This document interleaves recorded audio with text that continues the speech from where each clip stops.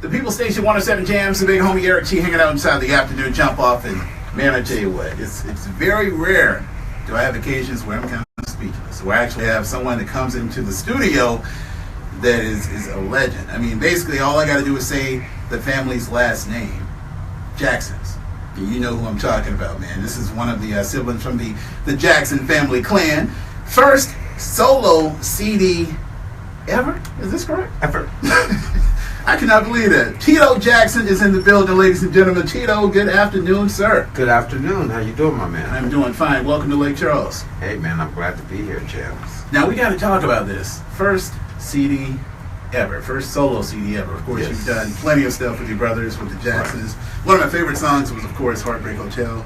I love State of Shock, from back in the day. But what took so long, man, to come out with your own CD? Well, I had started a CD back in the day, and it was discontinued because the brothers had moved from Motown to Epic. But I was busy being a father and a husband and all these other things, and it happened that the busy schedule of the Jackson 5 pretty much kept me busy. Yeah. And so I just felt that I should wait and do my solo stuff a little later on in life.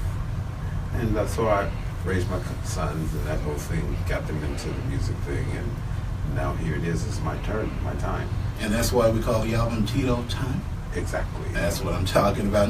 Now you were talking about your sons, of course. We all know them as 3T. That's correct. They released music from back in the day, and they're also on the new album too, right? Yeah, they produced 4 of the cuts on my album, and they're singing on it. They wrote these songs and produced them on me as well. Matter of fact, they were the first producers. They came to me and said, "Dad, you need to do a CD because all our uncles and aunts have a CD and our father don't have one." Yeah. So, I said, "Sons, I need producers. I need people to work with." They said, "Well, what do you?" I say, "Okay, well, let's do something then." So they took me into their studio and started the project. They let their Uncle Michael hear a song or two, and he said it was great and I should continue. Yeah. And so that gave me a lot of encouragement. And meanwhile, I started building my own studio so I could work at home more. And my brother passed away during that time. Yeah. So actually put everything on hold for a little while. Yeah. And actually, it's been about 2 or 3 years later, I had started recording again, and that led me up to today. So how does it feel to be in the forefront? I mean, not that you guys weren't equally yoked. I mean, you all played a part very well. Well, back in the Jackson 5, as you all probably know, I was very quiet. I hardly ever talked or said anything, and I was just quiet. It's just the way I was, I guess. I don't know where it came from. Maybe it come from my mom or whatever. Mm-hmm. But then as I grew older, I get to express myself more. So now I'm more like, hey, whatever, what it is. Now, you said, of course, with your sons doing producing on the album as well, a lot of folks, if they're pro athletes, if they're musicians, they don't necessarily maybe want their kids to get into the business. Was that just kind of, you're a Jackson, it's in your blood, it's something you're going to do? Did your kids kind of push you and say that this is what they wanted to do? Well, they had gone to a Jackson 5 concert at the Forum in Los Angeles and saw their uncles perform. Okay. And they came home and took some mops and brooms and put on our records and was pantomiming. And I said, "You guys like this?" They said, "Yeah, we want to be like you guys."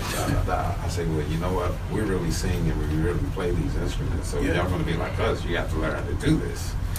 And I opened up my studio, gave them instruments to work with, got a couple of lessons going, and just got them going.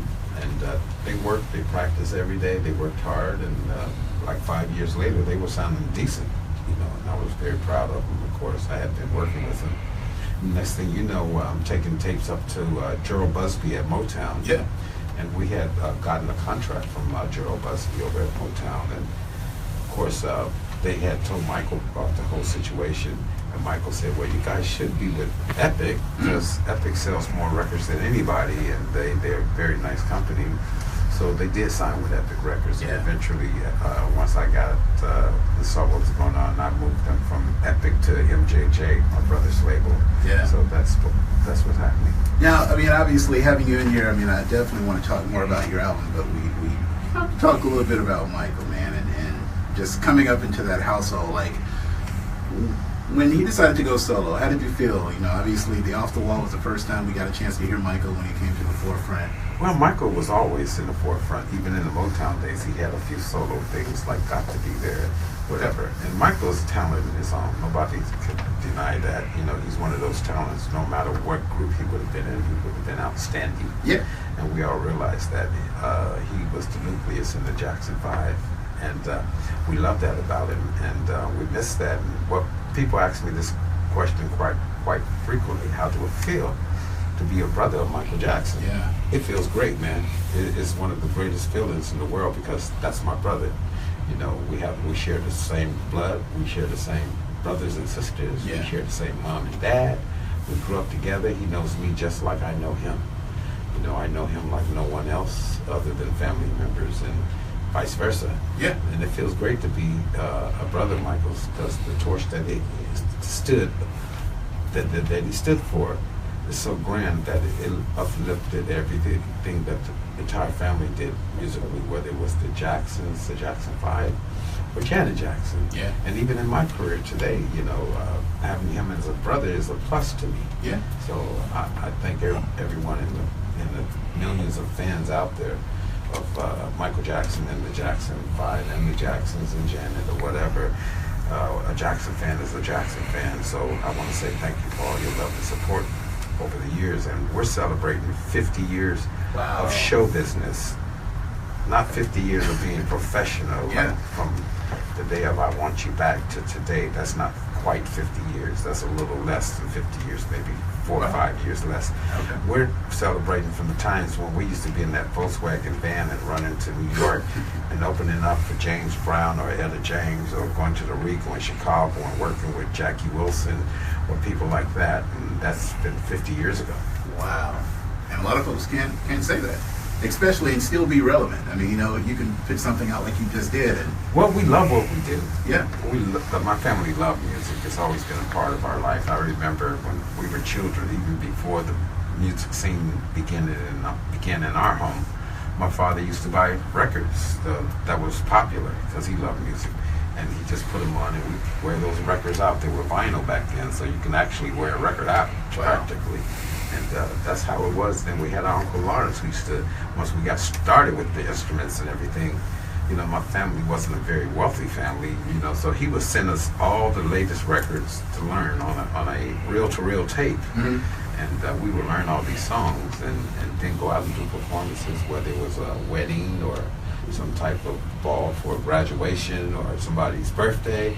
We did all these things. Everything. Oh yeah, and that's the 50 years. Now, with Tito time, I was looking at some of your collaborations on there. You got Big Daddy Kane. Yes. You got Betty Wright. Yes. I mean, how did you? I mean, obviously, these are people that you grew up, you know, listened to, and of course. And Betty Wright is a friend that I had many years ago. I haven't seen Betty now in a little while, but Okay.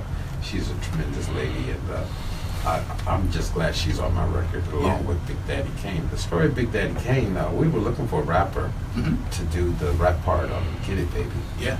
And couldn't get anybody to come to the table because everybody was busy as usual. Mm-hmm. And my producer said, "Hey, I know Big Daddy Kane's manager." And I said, "What?" He said, "Yeah." I said, "Man, call him." So he called him, sent him the music, and Kane heard it, and Kane asked, "Is this really Tito or somebody he's producing?" Of course, he learned it was me. He said, "Get him on the phone." Yeah. I got on the phone. He said, "Hey, man, is this you or somebody you producing?" I said, "No, this is me, Kane." He said, "Man, this is a smash, man. I'm going to hook it up. Wow. I'm going to have it back to you in 24 hours, bro. You're going to like what I'm going to do." Did that, and the results shows from that. And I mean, so what was your plans when you decided to do this album? You said you started, you know, years ago, even when Michael was alive. Well, a few things made me do this album. You know, one of the things being that I hadn't done an album. Yeah. Nobody knew that I even could sing a little, because my family was the type of family, everyone has their position. You know, you're the bass singer, you're the alto, you're the tenor, and you're the lead singer, you're that. So we get a record in the studio, and I already know my part. It's the lowest part I hear, if I hear one. Mm-hmm. So a lot of times, like on Mama's Pearl and all these little things I used to do, and all those little, I used to make those things up so I can be on the record too. Okay. Because, you know, Temptations had that low voice thing going, Melvin Franklin. So I thought I was a little Melvin Franklin, but it wasn't always called for. So I would have to actually get behind the mic and think of something creative so I can be on this song too. Because I'll be in there just waiting for them to say Tito, but So when I got my chance, I made it work for me. And man, I'm telling you, from what I heard, like just for the album thus far, I think I gotta ask. Tell me this is not going to be the last album. Oh, absolutely not. I'm just starting it. Okay. I got a lot of music in me, and I'm looking forward to some of the stuff that I plan to do in the future. Mm-hmm. Matter of fact, I've already started on my second album, and I had so many songs that I couldn't put them all on this album. Although there's 14, 15 songs on this album, I say, okay, I need to stop, or I'm going to have like a 30-song album. No, it's not the last time you're going to hear from Tito. Now we got to say hello to all your fans out there on Facebook Live, because you out there got to say hello to them. Now speaking of that, you guys actually did a reality show for a minute. Yes. I think it was on A&E, right? Yes. Is there any other chances of doing another reality type spin? I don't know, man, because they be looking for that crazy stuff. Yeah.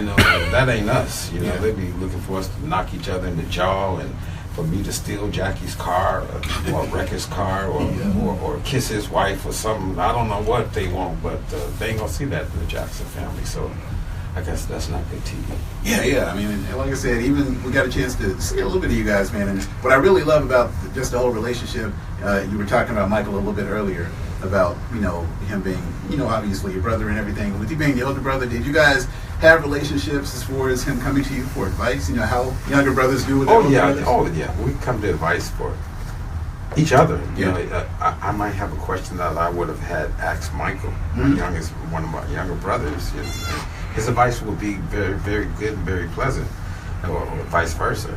So yes, we did look out for each other, help school and direct each other in those areas. So how do you feel about the industry right now? I mean, obviously you're doing this independently. Well, the industry is the industry. You have to roll with it the way it rolls. Okay. Whether you like it or not, you have to make the best of it, and that's what we do today. Mm-hmm. And I don't know if it's a better situation or if traditional is better, but I'm used to traditional. Yeah. And if traditional was here today, I would love everything even more probably, but there's a bittersweet to the computer, so I can't knock anything because it's all good and people still enjoying the music.